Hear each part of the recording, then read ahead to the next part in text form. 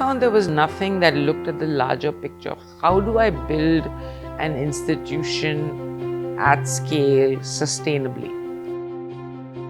It was the vision for this program, to allow the non-profit sector in India to scale up its ambition and to keep pace, if you will, with the kind of ambition that we're seeing from business and from philanthropy and from government.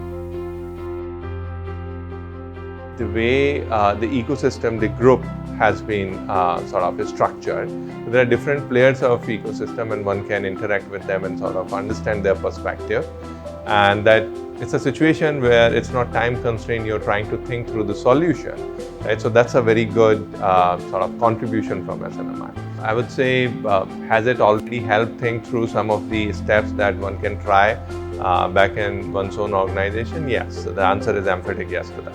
The SNMI program has provided frameworks, ways of thinking, and also in the case studies that we have studied, there have been many examples of how programs have on foundations and organizations have gone through tough times, have gone through excellent outcomes, have looked at how do they then scale, what should really scale and what are the strengths that they can leverage.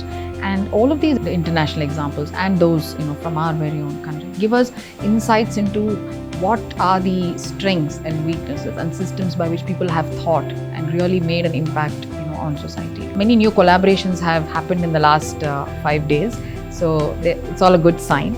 And I think the fact that we have intermediaries, funding and foundation funding agencies, and we have grassroots organizations that are doing systemic work, I think it's a great mix of people coming together to find a fix, and to really build society. So I think it's been a wonderful journey so far. There were moments, I think, which built my aha. It was bits and pieces from different cases. So one thing I'm definitely going back with now, that there is a kind of scope for all kind of work in the world. You don't have to be worried about just one way of looking at numbers and scaling up. At the same time, one has to also be focused on your mission and keep assessing your mission time to time, and develop metrics to assess your mission, and wherever needed, bring tough changes in the organization. Those are needed every time, any life cycle of any organization.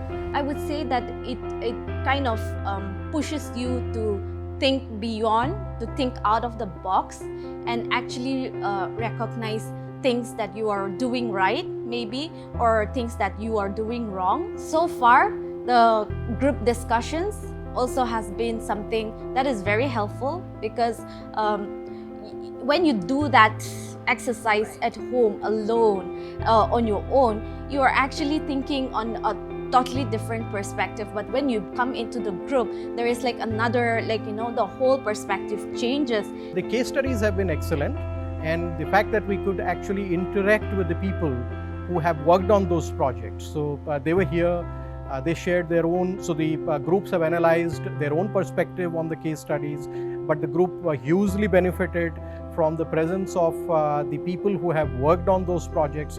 They shared their own experiences from what had really happened. So that was very useful.